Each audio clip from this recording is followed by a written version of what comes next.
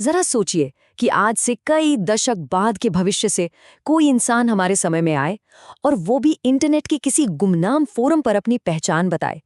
सुनने में बिल्कुल किसी साइंस फिक्शन फिल्म की कहानी लगती है ना? लेकिन शुरुआती इंटरनेट के दिनों में ये महज कोई कहानी नहीं थी। ये एक ऐसा रहस्य बन गया था जिसने दुनिया भर के लोगों के होश उड़ा दिए थे। आज के इस विश्लेषण में हम शुरुआती इंटरनेट की सबसे बड़ी और सबसे चर्चित किंवदंतियों में से एक को डीकोड करने जा रहे हैं। तो चलिए इस रहस्य के हर एक पहलू को गहराई से समझते हैं। खैर, सबसे पहला और सबसे बड़ा सवाल, आखिर ये जॉन टिटर था कौन? इसे समझने के लिए हमें साल 2000 और 2001 के उस दौर में वापस जाना होगा जब इंटरनेट आज के जैसा बिल्कुल नहीं था। उस समय के गुमनाम इंटरनेट फोरम्स और मैसेज बोर्ड्स पर अचानक एक अनजान व्यक्ति ने पोस्ट करना शुरू किया। और सच कहूं तो ये कोई आम यूजर नहीं था। उसने दावा किया कि उसका नाम जॉन टिटर है और वो साल 2036 से समय यात्रा यानी टाइम ट्रैवल करके पीछे आया है। उसने अपने दावों को इतने आत्मविश्वास और इतनी बारीकी से पेश किया कि देखते ही देखते ये इंटरनेट के इतिहास की सबसे बड़ी मिस्ट्री बन गई। अब सवाल ये उठता है कि जॉन टिटर ने खुद को दुनिया के सामने पेश कैसे किया। उसने खुद को 2036 से आए एक सैनिक के रूप में बताया, और ये सिर्फ एक लाइन का दावा नहीं था। उसने अपनी एक पूरी बैकग्राउंड स्टोरी तैयार की थी। उसने दावा किया कि वो 2036 की अमेरिकी सेना का एक जवान है, लेकिन यहाँ सबसे दिलचस्प बात ये थी कि उसने भविष्य से वर्तमान तक का सफर कैसे तय किया। टिटर ने बताया कि उसकी टाइम मशीन किसी बड़ी सी लैब में नहीं बल्कि एक कार में फिट की गई थी। जी हाँ, बिल्कुल back to the future film की तरह।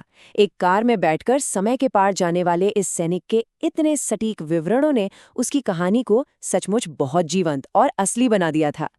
लेकिन रुकिए, अगर कोई 2036 से 2000 के दशक में आया है तो उसका कोई ना कोई खास मकसद तो होगा ही, है ना?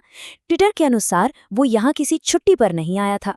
उसका दावा था कि उसकी ये यात्रा दरअसल एक बेहद गुप्त सैन्य मिशन का हिस्सा थी, और उस मिशन का लक्ष्य कोई हथियार हासिल करना नहीं बल्कि एक बहुत ही पुरानी तकनीक को ढूंढना था।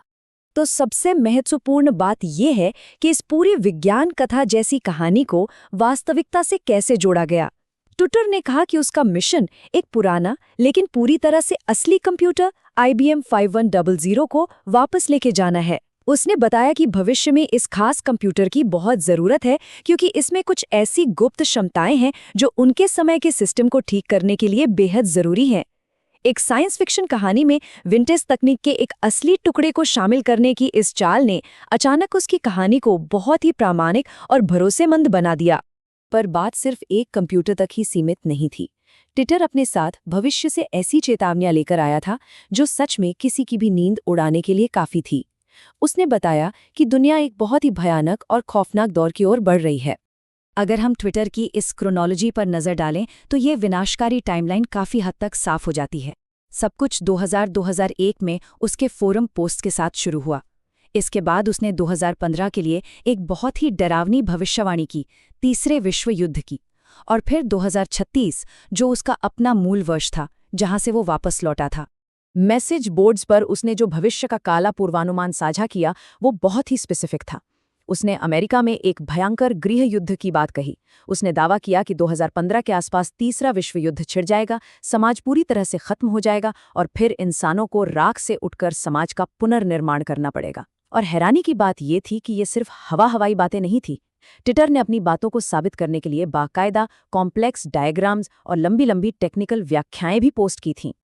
अब यहाँ थोड़ा रुककर सोचते हैं, आखिर इंटरनेट पर हजारों लोगों ने एक गुमनाम इंसान के इतने अजीब और बड़े दावों पर विश्वास क्यों कर लिया?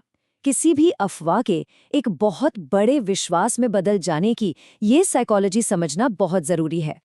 दरअसल ये कई कारणों का एक परफेक्ट स्टॉर्म था। ट्विटर के पोस्ट पढ़ने में बहुत ही विस्तृत और वैज्ञानिक लगते थे।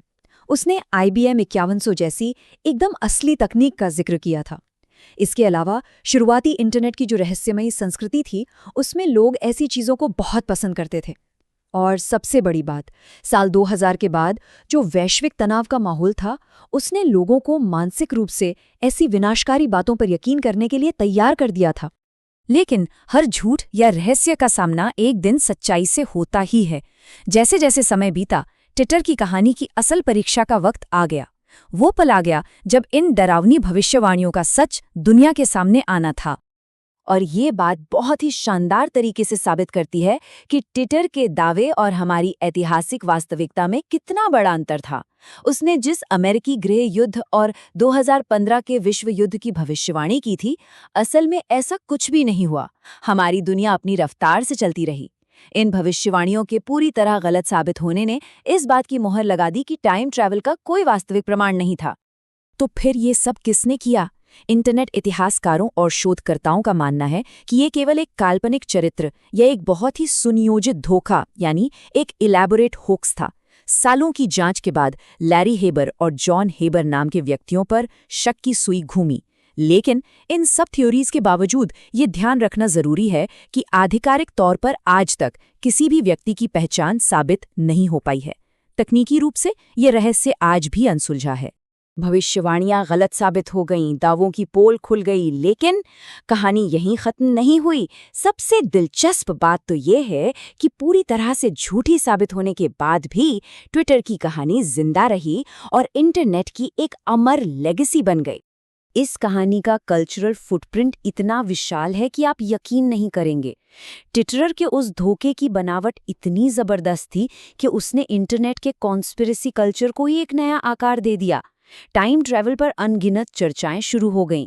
ये कहानी इतनी पॉपुलर हुई कि आगे चलकर इसे एनिमे, वीडियो गेम्स और कई डॉक्यूमेंट्रीज में भी अडेप्ट किया गया। मतलब एक फोरम पोस्ट से शुरू होकर ये डिजिटल दुनिया के लोक कथाओं का स्थायी हिस्सा बन गई। और अंत में यह पूरी दास्तान हमें एक बहुत ही गहरा सवाल सोचने पर मजबूर कर देती है। आज के इस डिजिटल युग में जहां हमारी हर एक ऑनलाइन गतिविधि ट्रैक होती है, क्या इंटरनेट पर जॉन ट्विटर जैसा कोई दूसरा रहस्य कभी पनप पाएगा? या फिर वो शुरुआती इंटरनेट की आज़ादी और गुमनामी का एक ऐसा अनोखा दौर था जो अब हमेशा के लिए खत्म हो चुका है?